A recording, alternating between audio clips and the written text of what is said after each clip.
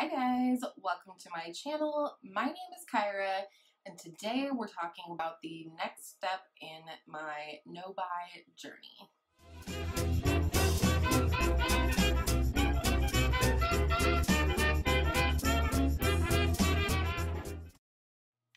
So at this point I have completed 7.5 months of a no-buy. I started November 1st, 2018. I had to think about it. I broke my no-buy, if you want to say that. This was intentional. This is something that I talked about with my husband. This is something that Angela and I mulled over together.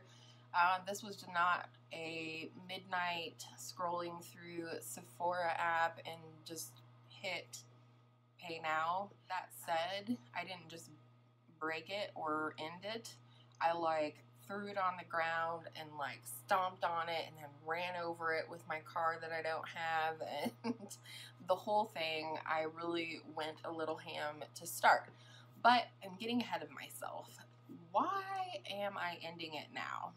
First and foremost, I feel, and I have felt probably for at least a month now, like I have learned all there is to learn from a no-buy experience. I didn't update my no-buy in May, and I told you at that point, I really just don't feel like I have anything to add to the no-buy conversation. First and foremost, Hannah Louise Poston, whom I will link below in case you've been living on under a rock for the last year. She did a really good job reflecting what the no-buy experience is all about. Yes. I tried to make my hair cute for you. It's 100 degrees outside. Ta-da! Also, I just feel like I'm ready to move on to the next step in my journey away from buying things that I don't need, purchasing things because of emotions, purchasing things because I'm bored and uninspired with what I have and not using my imagination. I've learned some of the reasons that I shop and that I shop the way that I do. This applies not only to makeup but skincare and clothes. And when I first started the curly girl method, it kind of reared its ugly head with hair products, and that is boredom and depression. And then there's that thing about striving for your ideal self. I struggle with my weight, and it's something that causes me to not feel like my true self, like my ideal self. You know, that's just where my brain is at times. And so because I feel that way, I do sometimes experience depression for other reasons too, and sometimes that is exactly what causes me to push the pay now button wherever. Amazon, Ulta, Sephora, Target, take your pick.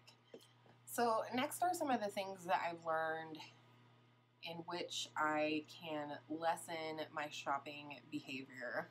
Some of these might be funny for you. The first one is I've stopped taking my phone into the bathtub when I go to soak, which is frequently. For whatever reason, the minute I hit that hot water and Epsom salt, my phone magically turns up on the Sephora app, and I start scrolling through the new things. I might look at the promotions, like free gifts with purchase type things. I might scroll through the rewards and see something I want. And just like that, it happens. I end up making orders. There's times before my no-buy year where I was ordering things 2 and 3 days in a row. And that's a problem. So it's as simple as that. I now take a book into the tub with me, or I take my iPad and watch YouTube, and my iPad doesn't have the Sephora or Ulta app on there. So that's just one easy way in which I changed my behavior that caused me to change another behavior that was not desirable. Another simple thing that I learned is not to even go into the Ulta and Sephora apps when I'm feeling any of the ways that I talked about before, anxious, depressed. It's just something that I have to do. This same way that even if I need a replacement, like let's say I need an eye cream and I go into the app and I'm not feeling good physically, mentally, what have you, and it turns into a lot more than a replacement. Oh, well, I want to spend $35 so I can get this promo code, so I'm going to add something I don't need to the cart other than the eye cream that I was shopping for. And then I kind of touched on this, but the other thing is not to look at new releases, point perks, sales, rewards, gift with purchase, anything like that, unless I'm actually on the app for a replacement product. And even at that, you know, I really had to teach myself not to go for the free shipping, not to do, you know, purchase more for teeny tiny promotional size products. One of the other reasons that I've ended this project is because I like reviewing products for you guys. It's probably one of the reasons why filming beauty trash is one of my favorite videos to film, because I love giving you my full honest review and opinion on a product that I've used up completely, and I have a very clear picture of how that product worked for me. And I really miss reviewing things for you guys. I never thought of myself as a review channel because I always have known that I wasn't ever going to be the first person to get something. But the more I watch YouTube, especially the smaller YouTube community, the more I see people reviewing things that are not brand new.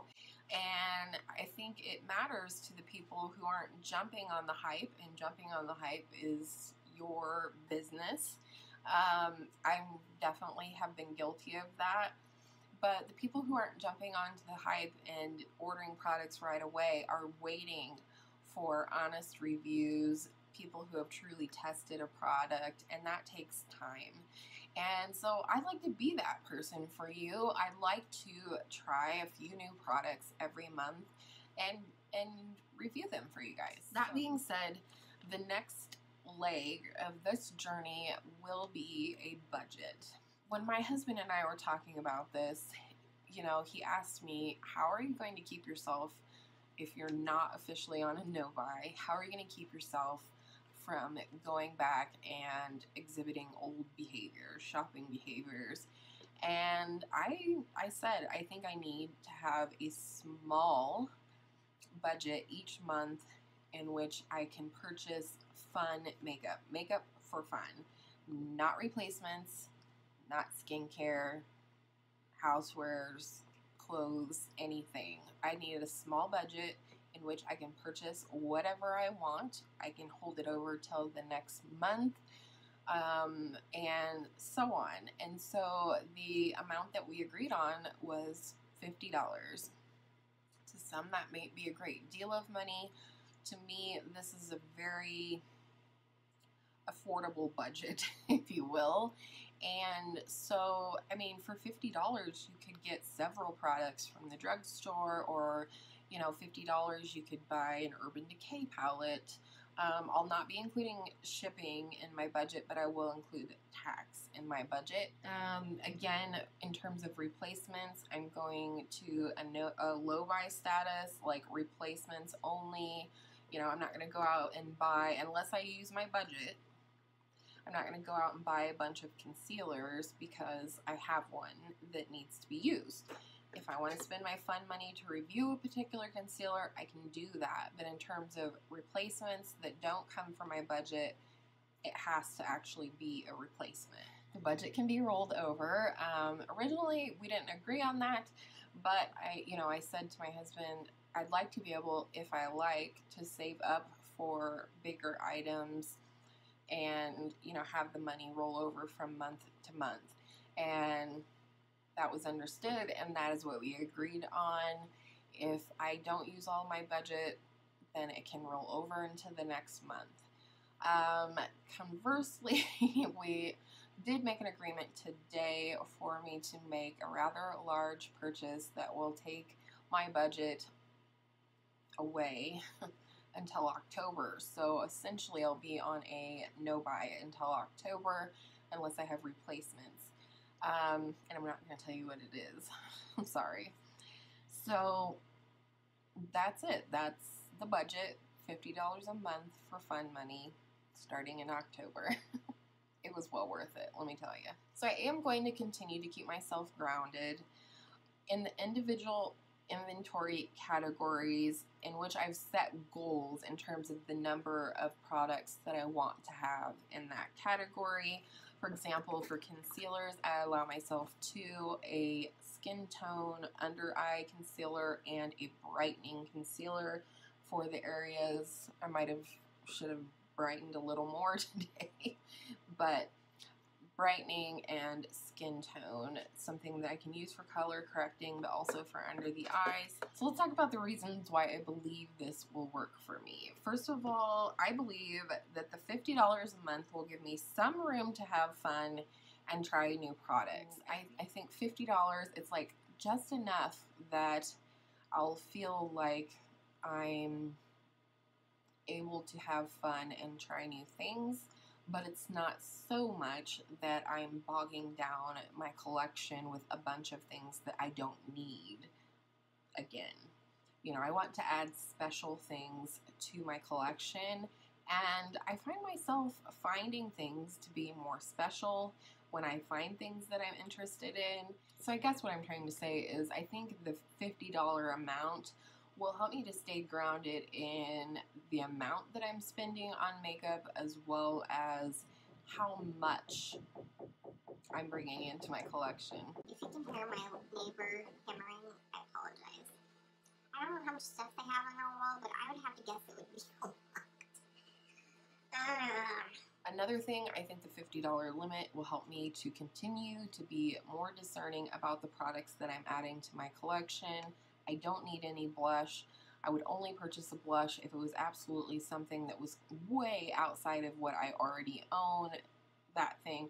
I have plenty of bronzers now, including a couple that I picked up since I smashed my no-buy to smithereens. And then, like I said, in the future, the thing I bought that's causing me to have no budget until October is something that I intended to purchase for myself at the end of my no-buy year. I think my husband's really proud of me for the amount of time that I did go, and so that's why we agreed on being able to sort of borrow from future months. That won't happen in the future, and in the future, I think that $50 limit is going to help me to save up for the things that are really special to me. For example, an eyeshadow palette, it's more than $50. I would have to save up for that, and I think that will build an appreciation for the products that I'm choosing to add to my collection as well, whereas prior to my no-buy year, it was like, I want this, check out. And then they arrive, and I'm like, ooh, and I swatch them, and I use them on camera, and then I put them away.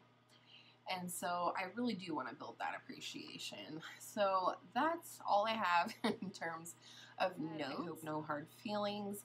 I feel really good about the work that I've done about my shopping behaviors and just how I feel about my makeup, how I use my makeup, how I rotate through my makeup. I really feel like I learned a lot in the last 7.5 months, and I feel ready to learn from the beauty budget idea of this journey, and you know, that's the deal. If I want to stop my no-buy, that was the deal. I needed to have a budget. I agree with it. My husband agrees with it, and I hope you agree with it too. And with all of that said, I hope all of your makeup days are absolutely beautiful makeup days. I didn't want to include it in this video, but let me know if you want me to haul the things that I purchased when I smashed my no-buy, and I will see you in my next video soon.